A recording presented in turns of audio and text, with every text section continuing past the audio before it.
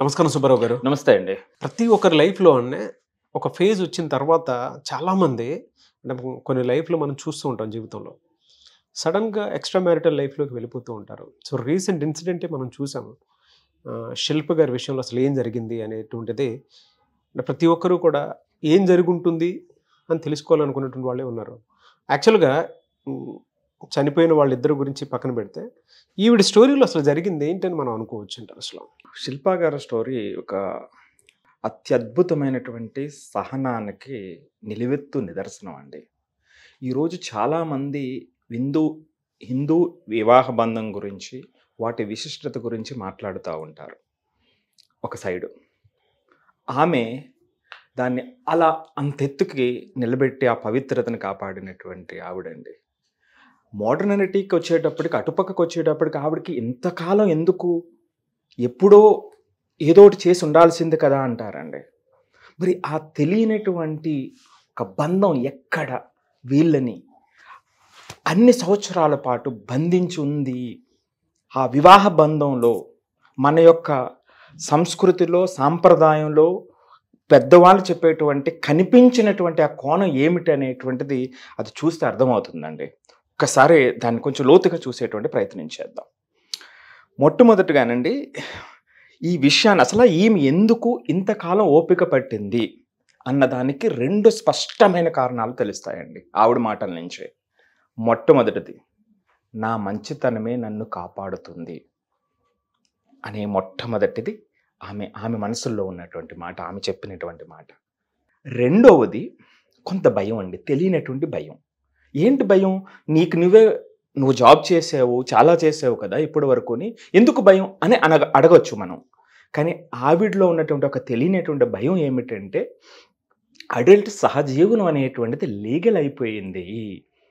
So ఈ వ్యక్తి నా పిల్లలకి తండ్రి లేకుండా అయిపోతాడు అనేటువంటి తెలియనటువంటి భయం రెండో కోణం. అంతే, ఇక రెండు తప్ప ఇంకొకటి కనిపించవు. సో ఈ రెండూ కూడా మొట్టమొదటిగా మనం చూస్తే ఇవి రకరకాల స్టేజెస్కి తీసుకెళ్ళినాయి. మొత్తం స్టోరీ మనం చూస్తే మొట్టమొదటిగా ఏ విషయంలో అయినా జరుగుతుందండి. ఇది ఎక్కడ జరుగుతుందంటే అత్యంత ప్రేమ ఉన్న చోట ఈ స్టేజెస్ జరుగుతాయండి.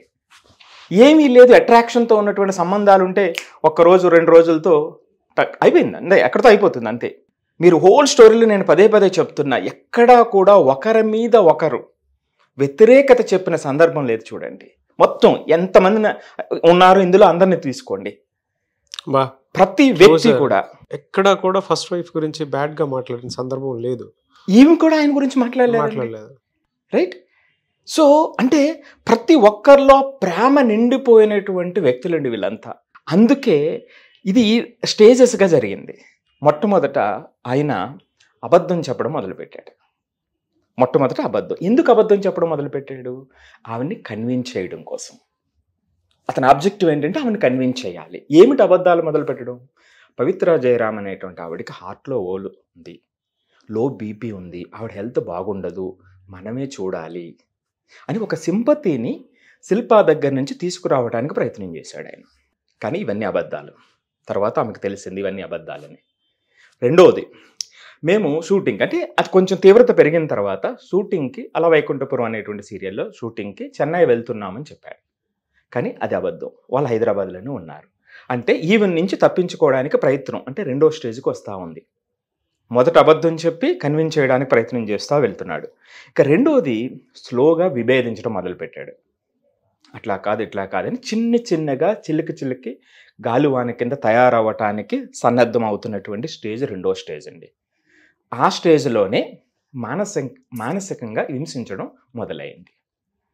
ఎలా? అతని ఇంటికి అప్పుడప్పుడు వచ్చినప్పుడు కూడా ఆమెతోనే ఫోన్లో మాట్లాడుతూ, మరింత ఆప్యాయంగా ఆవిడతో మాట్లాడుతూ, చిరాకుగా ఈమె వైపు చూస్తూ, సో మానసికంగా హింసించడం అనేటువంటిది, అంటే అంత ప్రేమ ఉన్నటువంటి దాన్ని చూడండి ఎలా టర్న్ అవుతుంది ఇవన్నీ కూడా.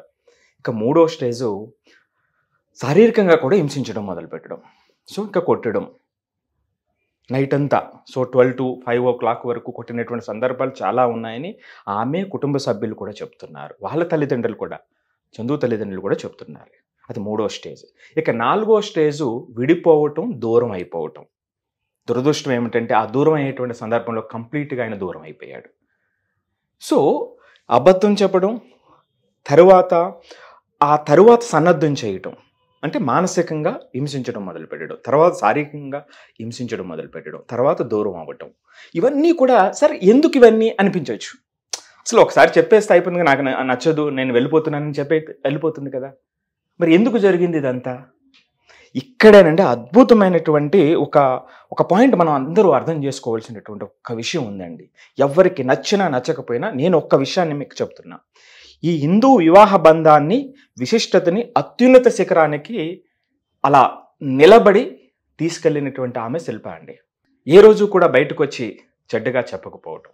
అన్ని బాధలు మనకి ఈజీ అండి చెప్పడం, భరించేటువంటి ఆమెకు తెలుస్తుంది. విన్నారండి ఆవిడ ఏం మాట్లాడారో? ఎస్ నేను ఆవిడ మాటలు వినే ఇది చెప్తున్నాను. నేను ఆవిడ మనసుని నేను చెప్తున్నాను ఇక్కడ. ఏం చెప్పారు సార్? సో ఆవిడ మాటల్లోనే ఒకసారి చూద్దామండి. ఏమిటి ఆవిడ మాటల్లో అంటే, నా మంచితనం నాకు అండగా ఉంటుంది అనేది మొట్టమొదటి మాట ఆమె అనుకున్నది మనసులో. రెండోది ఇతనితో చెప్పడానికి ప్రయత్నించింది. ఇతనితో చెప్పడానికి ప్రయత్నించడమే కాకుండా పవిత్ర జయరామ్తో కూడా చాలా కార్డియల్గా మాట్లాడడం మొదలుపెట్టింది. సో ఎందుకు ఇలా జరుగుతుంది, సో ఇలాగ అవుతుంది ఎందుకు అనే సందర్భంలో ఆమె అటు పక్క నుంచి రివర్స్గా మాట్లాడడం, లేదు నాకు అతను కావాల్సిందే. ఒక్కసారిగా చూడండి మనసు ఏమైపోతుంది ఆ సందర్భంలో. శిల్ప గారు మాట్లాడటం అంటే మాట్లాడి కన్విన్స్ చేసి తప్పు అని చెప్పబోయారు. సో ఆయనతో చెప్పడం అవతల ఉన్న మనుషులు వినలేదు. అసలు నాకు అతను కావాల్సిందే అని ఆవిడ బ్లంట్గా చెప్పడం జరిగింది. అంటే ఎంత గుండె ధైర్యం ఉండాలి చూడండి. అలాంటి సందర్భం ఆవిడతో డీల్ చేసి మాట్లాడి కార్డియల్గా అది జరిగిన తర్వాత కూడా ప్రయాణాన్ని అలా తీసుకెళ్ళటం అనేటువంటి దానికి అసలు ఇంకా మాటలు లేవండి. సో తర్వాత చందుతో మాట్లాడడం, రకరకాలుగా మాట్లాడడం, కన్విన్స్ చేయలేకపోవటం, ఇంకా తర్వాత చందుతో కూడా మాటలు తగ్గిపోయినాయి. కనీసం ఓకే అట్లీస్ట్ ఒక్క మాట అండి, అది పరాకాష్ట అండి, మంచితనానికి సహనానికి పరాకాష్ట. నేనిక నీ దగ్గర ఉండను అని చందు చెప్పినటువంటి సందర్భంలో అన్న 2 మాటలు ఆవిడ మాటల్లోనే ఏమిటంటే, నువ్వు అక్కడ ఉంటానంటే అక్కడే ఉండు, నీ ఆరోగ్యాన్ని జాగ్రత్తగా చూసుకో. గుండె పగిలిపోతుందా మీరు అలా చెప్తుంటే? నీ ఆరోగ్యాన్ని జాగ్రత్తగా చూసుకో, టైంకి సరిగా తిను, లేదు అవన్నీ వదిలేసి ఇక్కడ ఉండి నా పిల్లల్ని చూసుకుంటానంటే ఇక్కడ చూసుకో. అప్పుడప్పుడు అలా వచ్చి ఇలా వెళ్తాను, రెండూ చేస్తానంటే వద్దు. నువ్వు అక్కడున్నా సరే ఓకే, నీకు ఇష్టం అంటున్నావు కాబట్టి సో నువ్వు అక్కడే ఉండు, ప్రశాంతంగా ఉండు. సాక్రిఫైస్ పిచ్చెక్కిపోయేలా ఉందండి అసలు. సో ఇది అసలు ఎలా వస్తాయండి?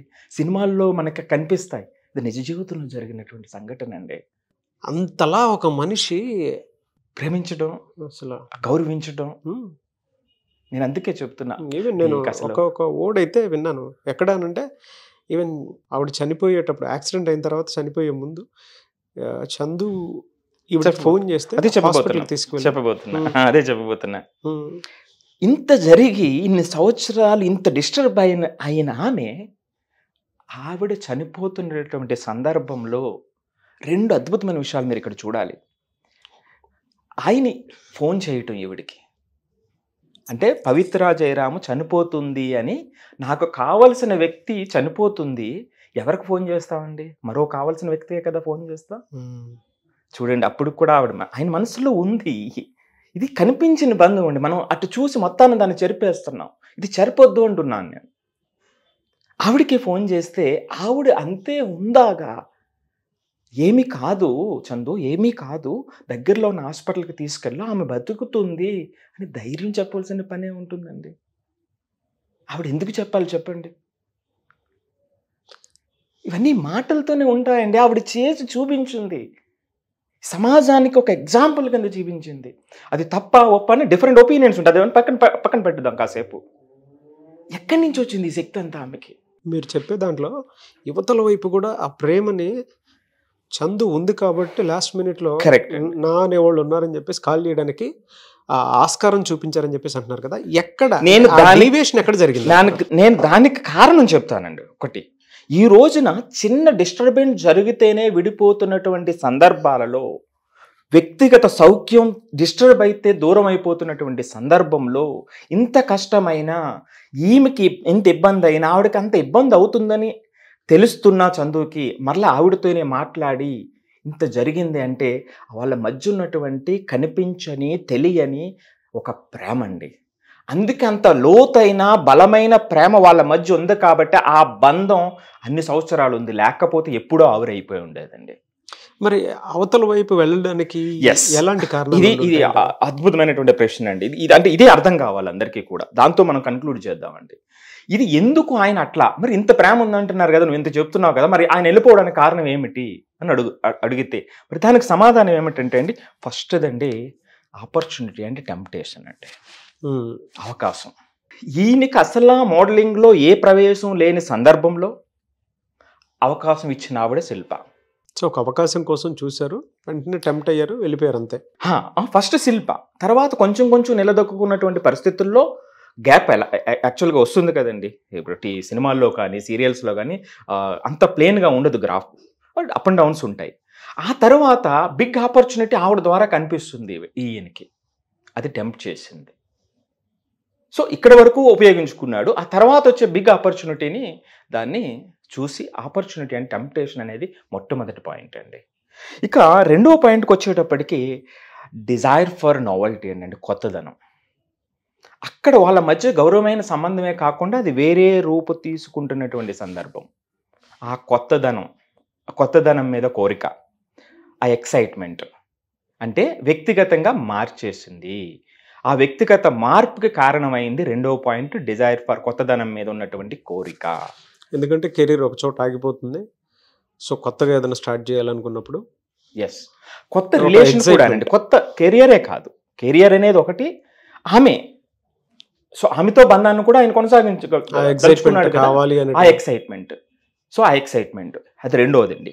ఇక మూడో విషయానికి వచ్చేటప్పటికి మిడ్ లైఫ్ క్రైసిస్ అండి. చూడండి ఈయన గ్రాఫ్ చూస్తే ఫుట్బాల్ ప్లేయరు, ఆ తర్వాత సాఫ్ట్వేర్ కంపెనీ జాబ్ చేశారు. సో ఇలా జరిగినటువంటి ప్రయాణం ఒక్కసారిగా అక్కడ ఆగింది కదండి. సో మరలా ఈ మోడలింగ్ వైపు వెళ్ళిన తర్వాత కొంచెం అప్ అండ్ డౌన్స్ వచ్చినాయి. సో ఇక్కడ ఏదో బిగ్గా చేయాలి, అతనికి అప్పటికే ఫాలోయింగ్ వచ్చింది. సో దీన్ని మరింత ముందుకి తీసుకెళ్ళాలి, ఉన్నతమైనటువంటి స్థితికి తీసుకెళ్ళాలి అనేటువంటి ప్రతి ఒక్కరికి వస్తుంది. 35 దాటిన తర్వాత 45 మధ్యలో ఈ మిడ్ లైఫ్ క్రైసిస్ వస్తుంది. దాన్ని మనం ఎలా తీసుకుంటాం అన్నది ఇంపార్టెంట్. సో ఇది మూడో కారణం అండి. ఇక నాలుగో కారణము లైఫ్ ట్రాన్సిషన్ అండి. సో నా కెరియర్లో నేను ఏదో బిగ్ చేయాలి, ఆ బిగ్ చేయాలి అన్నట్లయితే అక్కడ ఆపర్చునిటీ కనిపిస్తుంది, ఆమె ద్వారా ఒక మంచి ఆపర్చునిటీ వస్తుంది. లేదా నేను ఇంకా బలంగా లోతుగా నాకు అనుకున్నటువంటి డిజైర్స్ నేను ఫుల్ఫిల్ చేసుకోగలనేమో అని అనిపించి ఉండాలండి. సో ఈ 4 కారణాలు కూడా ఖచ్చితంగా ఆయన మానసికంగా అతన్ని మార్చేసినాయి. సో అందుకే ఈ బంధాన్ని వదలలేక గ్రాటిట్యూడ్ లెవెల్స్ ఎక్కువైపోయి, అటుపక్క గ్రాటిట్యూడ్ లెవెల్ ఎక్కువైపోయి, సో ఈ విధంగా ముగింపు వచ్చిందనమాట అండి ఈ యొక్క కథకి మొత్తానికి. ఎక్కడి నుంచి ఎక్కడికెక్కడికో ఈ 4 కారణాలు మీరు చెప్పినటువంటి బలంగా నిజంగా ఒక మనిషిని అంత ఇన్ఫ్లుయెన్స్ చేసి చివరికి చావు దాకా తీసుకొచ్చింది చేసిందని అంటే, బట్ ఇందులో శిల్ప గారికి ఉన్నటువంటి ఓపిక ఏదైతే ఉందో అది మనం మాటల్లో చెప్పలేము, వర్ణించలేము. అండ్ మాట్లాడేటప్పుడు మీరు ఇందాక ఒక మాట అన్నారు, నేను ఆవిడతో మాట్లాడాను, అయినా సరే నాకు ఆయనే కావాలనుకున్నప్పుడు కూడా నేనేం మాట్లాడలేదు, ఎక్కడున్నా సరే హ్యాపీగా ఉంటే చాలు అనుకున్నట్టుండే. అసలు యాక్సెప్టెన్సీ లెవెల్స్కి అది పెద్ద కేస్ స్టడీ అని చెప్పొచ్చు. అంతేనండి. ఇంకా అసలు అందుకే అన్నాను, ఇంకా నిలువెత్తు నిదర్శనం ఎందుకన్నానంటే అందుకే అన్నా. బట్ ఇలాంటి వాటివి ఏవైతే ఉన్నాయో ప్రతి ఒక్కరి జీవితాల్లో అనుభవించుకుని ఒక్కసారి అప్లై చేసుకుని చూసుకుని ఉంటే ఎవరెవరైతే ఒక ట్రాన్స్ లో ఉండి బతుకుతున్నారో వాళ్ళకి మాత్రం డిఫరెంట్ పాత్స్ ఉంటా ఉంటాయి, ఆ రైట్ పాత్ ని చూస్ చేసుకోవడం, వాళ్ళకి మాత్రం చాలా నేర్పించే విషయాలు ఇందులో ఉన్నాయని చెప్పాలి. అయితే కొంతమంది మీలాంటి వాళ్ళ దగ్గరకు వచ్చి అంటే ఇలాంటి ఇన్సిడెంట్స్ చూసిన తర్వాత మా తప్పు మేము తెలుసుకుని మళ్ళీ బ్యాక్ టు మా నార్మల్ లైఫ్కి వెళ్ళాలనుకుంటున్నాం అనుకునేటువంటి వాళ్ళు చాలామంది ఉన్నారు. అంటే ఆ మిడ్ని ఇప్పటిదాకా వచ్చినటువంటి లైఫ్ ఏదైతే ఉందో ఎక్స్ట్రా మ్యారిటల్లో అక్కడ బ్రేక్ చేసి మళ్ళీ బ్యాక్ లైఫ్కి వెళ్ళాలనుకుంటున్నారు. అటువంటి వాళ్ళు అపాయింట్మెంట్ తీసుకోవాలంటే ప్రాసెస్ ఏంటి? స్క్రీన్ మీద కనిపిస్తున్నటువంటి నెంబర్కి కాల్ చేస్తే మన టీంలో వాళ్ళు కాంటాక్ట్ చేస్తారండి. సో దాన్ని ఆ కేసు ఏమిటి లోతుకి మనం ఆలోచించి చూసి దానికి సలహాని ఇవ్వచ్చు అండి. మీరు కనుక నిజంగా మీ జీవితం అంటే నేను బ్యాక్ వెళ్ళలేకపోతున్నాను, ఇక్కడ నేను వదలలేకపోతున్నాను అనుకునేటువంటి ఆలోచన మీకు ఉన్నప్పుడు నిజంగా ఈ ఇన్సిడెంట్ తర్వాత నా జీవితం నేను మార్చుకోవాలి అనుకున్నటువంటి వాళ్ళు ఎవరైతే ఉంటారో సుబ్బారావు గారిని కలిసి పర్సనల్గా మాట్లాడుకుందాం అనుకున్నటువంటి వాళ్ళు స్క్రీన్ మీద అపాయింట్మెంట్ తీసుకొని మీరు మాట్లాడాలనుకుంటే స్క్రీన్ మీద మీకు కాంటాక్ట్ నెంబర్ కనిపిస్తుంది. దాన్ని మీరు కాల్ ఆర్ మెసేజ్ వాట్సాప్ చేసి వెంటనే అపాయింట్మెంట్ తీసుకోండి. దేనికైనా ఒక సొల్యూషన్ ఉంటుంది, బ్యాలెన్స్డ్ సొల్యూషన్. ఒక ట్రాప్లో ఉన్నప్పుడు అభిమన్యుడి పాత్ర ఏ విధంగా అయితే ఉంటుందో అలానే ఉంటుంది మనకి. దాని నుంచి ఎలా బయటపడాలో తెలియదు. సో అటువంటి వాటిని కూడా ఎలా బ్రేక్ చేయాలని అంటే సుబ్బారావు గారు లాంటి వాళ్ళతో అపాయింట్మెంట్ తీసుకుని మీరు మాట్లాడాలనుకుంటే స్క్రీన్ మీద కనిపిస్తున్న నెంబర్ సంప్రదించండి. Thank you so much Subbarao గారు. సుమన్ టీవీలో మీ పర్సనల్ అండ్ బిజినెస్ ప్రమోషన్స్ కోసం కింది నెంబర్కి కాంటాక్ట్ చేయండి.